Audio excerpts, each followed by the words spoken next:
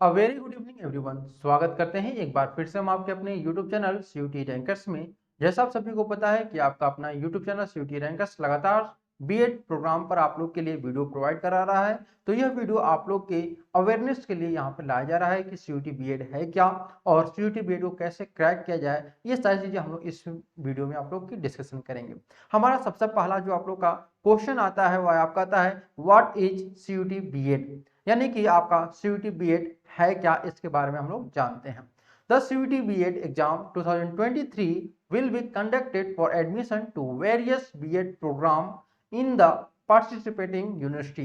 As you know, in this year, more than 66 central university applied for BEd program. It means कि इस बार जो आप लोग का बीएड प्रोग्राम होगा, यानी कि बीएड आप लोग एग्जामिनेशन देंगे, उसमें 66 से ज्यादा सेंट्रल यूनिवर्सिटी जो है इस पर इंक्लूड होंगी। इसमें आप लोग की बीएचयू बीएड भी है, डीयू बीएड भी है, इलाहाबाद यूनिवर्सिटी का बीएड भी आप लोग का इसमें इंक्लूड किया गया है। तो हम लोग यहाँ पे कह सकते हैं कि आपका मोर देन 66 आपकी जो सेंट्रल यूनिवर्सिटी हैं वह इस बार शामिल हो रही हैं। और साथ ही आपको यहाँ पे और भी चीजें बताएं कि सिर्फ सेंट्रल यूनिवर्सिटी ही नहीं बल्कि जो डीम्ड यूनिवर्सिटी है, साथ ही साथ जो प्राइवेट यूनिवर्सिटी है वह भी अब यहाँ पर सीयूटी के द्वारा अपने एडमिशन को लेंगे। लास्ट जैसे आप लोगों ने देखा था कि बीएचयू के साथ ही गलगोटिया यूनिवर्सिटी ने भी अपना एडमिशन जो है वह सीयूटी के द्वारा लिया था। तो इस बार बहुत ज्यादा यहाँ पे संभावना व्यक्त की जा रही है कि 90 से ज्यादा जो आपकी प्राइवेट यूनिवर्सिटी है और साथ ही साथ सेंट्रल यूनिवर्सिटी है, दोनों ही आपकी सीयूटी बीएड के द्वारा अपना एडमिशन प्रोसेस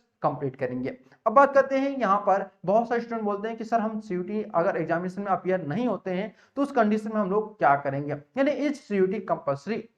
तो it is mandatory for admission in the BEd course for all central university, यानी कि अगर आपको किसी भी सेंट्रल यूनिवर्सिटी में अपना एडमिशन लेना है स्पेशली बीएड प्रोग्राम में, तो आपको उसके लिए अपना बीएड जो आपका एंट्रेंस एग्जामिनेशन होता है सीयूटी का, उसे आपको देना ही पड़ेगा।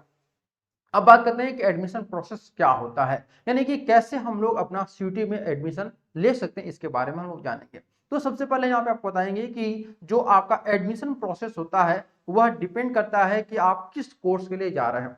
यहाँ पे आपको एक चीज मेंशन करना चाहेंगे कि जो आपका सीयूटी बीएड हो रहा है इसमें आपकी सभी सेंट्रल यूनिवर्सिटी तो यहाँ पे अप्लाई कर रही हैं। अप्लाई मतलब कि वो लेना चाहती हैं एडमिशन सीयूटी के द्वारा, लेकिन सभी यूनिवर्सिटी का जो सिलेबस वो आपका अलग अलग है। ठीक है, सभी यूनिवर्सिटी का सिलेबस जो आपका अलग अलग है, इसलिए यहाँ पर एनडीए ने क्या किया है, एनडीए ने बोला है कि अब सभी के लिए अलग से आपका जो एग्जामिनेशन है वो आपका नहीं कंडक्ट कराया जाएगा।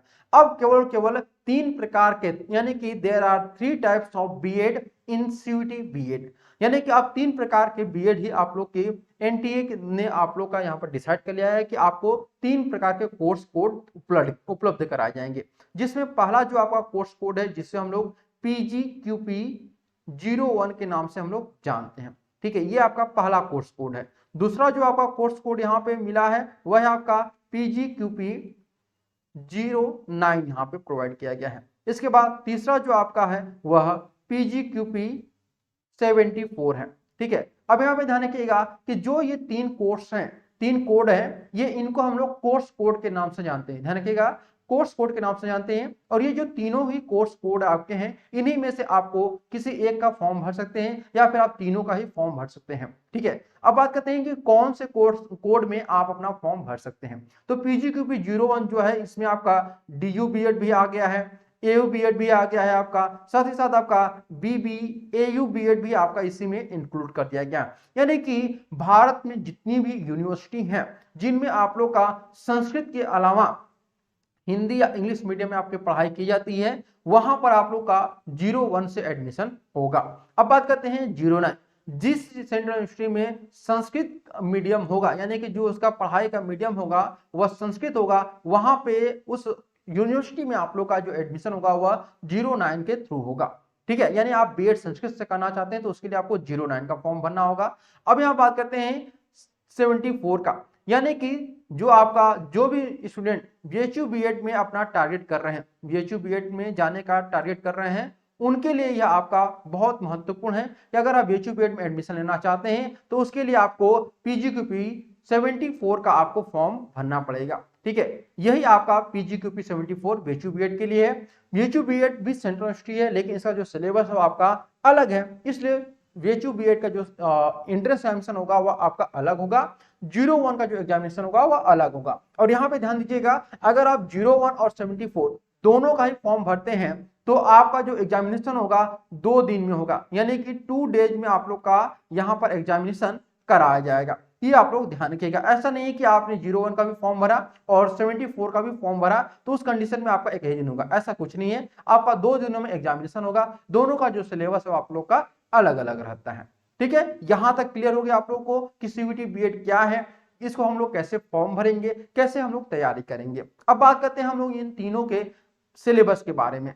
ठीक है, सिलेबस जानने से पहले हम लोग यहाँ पे जान लेते हैं कि एलिजिबिलिटी क्राइटेरिया क्या होनी चाहिए। तो यहाँ पे देखिए बहुत जरूरी बातें हैं, क्योंकि अगर आप लोग यहाँ पर एलिजिबिलिटी क्राइटेरिया, ठीक है, अब एलिजिबिलिटी क्राइटेरिया में हम देखेंगे कि आपके पास यूजी में, ठीक है, यूजी में आपके पास 50% मार्क्स होने चाहिए। ठीक है, लेकिन अगर आपने यूजी क्या किया हुआ है, किसी कोई बीटेक किया हुआ है या फिर बीसीए किया हुआ है, तो उस कंडीशन में आपके 55% मार्क्स होने चाहिए। क्लियर बात है। अगर आपके यूजी में 50% मार्क्स नहीं है तो आप पीजी के बेस पर अपना कर सकते हैं, यानी कि पीजी में भी आपके 50% मार्क्स होने चाहिए। अगर आपने एमटेक किया हुआ है या एमसीए किया हुआ है तो उस कंडीशन में आपके 55% मार्क्स होने चाहिए। यहां तक उम्मीद करते हैं क्लियर हो चुका होगा बातें आप लोग को। अब बात करते हैं कि क्या अपियरिंग, यानी कि अगर आप फाइनल ईयर में हैं तो इस फॉर्म को भर सकते हैं कि नहीं भर सकते हैं फाइनल ईयर स्टूडेंट। तो जी हाँ, बिल्कुल, अगर आप फाइनल ईयर स्टूडेंट हैं तो इस CUET B.Ed में आप लोग अपियर हो सकते हैं और इसका फॉर्म भी आप लोग भर सकते हैं। ठीक है, अब बात करते हैं हम यहाँ पर सिलेबस के बारे में। ठीक है, देखिए सिलेबस जो इनका है CUET B.Ed का, वह आप लोग का पैटर्न सेम है। ठीक है, जो पैटर्न है आपका CUET B.Ed का सिलेबस का, वह आपका सेम है, क्योंकि इसको 2 पार्ट में डिवाइड किया गया है, पार्ट ए के, ठीक है, पार्ट ए और पार्ट बी। ध्यान रखिएगा, पार्ट ए और पार्ट बी। अभी पार्ट ए जो है इसमें 25 क्वेश्चन पूछे जाते हैं। ठीक है, कितने क्वेश्चन आते हैं? 25 क्वेश्चन यहाँ पे पूछे जाते हैं। और पार्ट बी में आपके 75 क्वेश्चन यहाँ पे आपसे पूछे जाते हैं। ठीक है, अब यहाँ पे ध्यान रखिएगा कि जो आपका CUET PGQP 01 है और 09 है और 74 है, इन सभी का जो आपका पार्ट ए है वो आपका अलग अलग है। ध्यान रखिएगा, पार्ट ए जो है आपका सभी का अलग अलग है। अगर हम बात करते हैं PGQP 01 का आपका जो सिलेबस है पार्ट 1 का, इसका यहाँ पर क्या है, तो देखिए पार्ट 1 में यहाँ पे केवल और केवल आप लोग को लैंग्वेज कॉम्प्रिहेंशन ही पढ़ना है। आपको पार्ट ए में क्या पढ़ना है? आपको लैंग्वेज कॉम्प्रिहेंशन, यानी कि आपको यहाँ पर चुनना है कि आप हिंदी से पेपर देना चाहते हैं या फिर आप लोग इंग्लिश से पेपर देना चाहते हैं। ठीक है, इसके बाद यहाँ पे अगर हम बात करते हैं कि आपका PGQP 09 और PGQP 74, इन दोनों का जो आपका सिलेबस है वो आपका सेम है, यानी कि PGQP 09 और साथ ही साथ आपका 74, इनका जो पार्ट ए है वो आपका सेम होता है। देखिए यहाँ पर पार्ट ए इनमें क्या होता है ये हम लोग समझ लेते हैं। तो पार्ट ए में यहाँ पर लोग को लैंग्वेज कॉम्प्रिहेंशन पढ़ना होता है। ठीक है, लैंग्वेज कॉम्प्रिहेंशन, साथ ही साथ आप लोग को यहाँ पर मैथ भी आता है। मैथ के साथ आप लोग की रीजनिंग पूछी जाती है। ठीक है, रीजनिंग, ये आपके सिलेबस होते हैं। साथ ही आपको यहाँ पर जीके भी पढ़ना होता है। ठीक है, क्या पढ़ना होता है? जीके। तो इस प्रकार से आपके कुल 4 विषय होते हैं, लैंग्वेज कॉम्प्रिहेंशन, मैथ, रीजनिंग और आपका चौथा जो सब्जेक्ट होता है वो आपका जीके होता है। तो अगर आप यहाँ पर PGQP 09 और 74 का एग्जामिनेशन देना चाहते हैं तो पार्ट ए में आपका जो होगा 25 क्वेश्चन वो लैंग्वेज कॉम्प्रिहेंशन, मैथ, रीजनिंग और जीके से रहेगा। अगर आप केवल PGQP 01 देना चाहते हैं तो उस कंडीशन में केवल आप लोग को लैंग्वेज कॉम्प्रिहेंशन का ही आप लोग को पेपर देना होगा। ठीक है, तो यहाँ पर आप लोग के लिए फायदा होगा। अब बात करते हैं आप लोग का यहाँ पर कि जो पार्ट बी होगा, ठीक है, पार्ट बी जो होगा वह इसके बारे में हम लोग डिस्कशन कर लेते हैं। तो पार्ट बी जो होता है वह सभी का अलग अलग होता है। ठीक है, क्या होता है? सभी का अलग होता है। अगर हम 01 की चर्चा करें यहाँ पर तो देखिए यहाँ पर ध्यान रखिएगा कि 01 में क्या क्या पूछा जाता है PGQP 01 में। तो यहाँ पे आप लोग का जीके पूछा जाएगा, ठीक है, मैथ पूछा जाएगा और साथ ही साथ आप लोग का यहाँ पर जो पूछा जाएगा वह क्वेश्चन रहेगा साइंस से रहेगा। ठीक है, और इसके बाद आप लोग का सोशल साइंस रहेगा। ठीक, और इसके अलावा एक और चीज रहती है आप लोग की तो हम लोग बाद में डिस्कशन करेंगे टीचिंग एप्टीट्यूड। ठीक है, टीचिंग एप्टीट्यूड तो मैथ आप लोग पढ़ रहे तो सॉरी बीएड करने जा रहे तो आप लोग का टीचिंग एप्टीट्यूड यहाँ पर रहना कंपलसरी है। ठीक है, तो ये देखिए बहुत सारे स्टूडेंट बोल रहे हैं कि सर हम तो बीएससी किए हुए हैं तो हम केवल साइंस से हमारे क्वेश्चन आएंगे कि हमको केवल कि GK, math, science, social science और टीचिंग एप्टीट्यूड सभी हल करना होगा। तो आप किसी भी सब्जेक्ट ग्रुप से हो, सभी के लिए आपका 01 में ये आपका कॉमन पेपर है। आप चाहे बीए किए हो, बीएससी किए हो, बीकॉम किए हो, कुछ भी आपने किया हो, आपको इन सभी से आपके क्वेश्चन आएंगे। 75 जो क्वेश्चन रहेंगे वो आपके इन्हीं सब्जेक्ट में से पूछे जाएंगे। ठीक है, अब बात करते हैं कि जो आप लोग का सिलेबस है यानी कि पीजीक्यूपी 09 का, तो पीजीक्यूपी 09 में आपका संस्कृत से रहेगा प्रश्न और साथ ही साथ आपका जो प्रश्न रहेगा वह रहेगा आपके टीचिंग एप्टीट्यूड से रहेगा। तो संस्कृत और आपका टीचिंग एप्टीट्यूड। अब बात करते हैं यहाँ पर 074 के बारे में, क्योंकि सॉरी जो आपका पीजीक्यूपी 74, देखिए ध्यान से, पीजीक्यूपी 74 इसमें जो आप लोग का सिलेबस है पार्ट बी का अगर हम बात करते हैं, ठीक है, पार्ट बी के बारे में जो 75 क्वेश्चन आप लोगों से पूछे जाएंगे, तो इसमें 4 सब्जेक्ट ग्रुप होते हैं। देखिए इसीलिए आप लोग का जो बीएचयू बीएड का जो सिलेबस है वो आपका अलग किस लिए रखा गया है, क्योंकि इसमें क्या है कि इसमें 4 प्रकार के कोर्स चलाए जाते हैं। एक तो आपका लैंग्वेज ग्रुप का कोर्स चलाया जाता है, यानी कि यहाँ पे लैंग्वेज ग्रुप है। ठीक है, उसके बाद आप लोग का साइंस ग्रुप है। ठीक, फिर यहाँ पर जो आपका है वह मैथ ग्रुप है।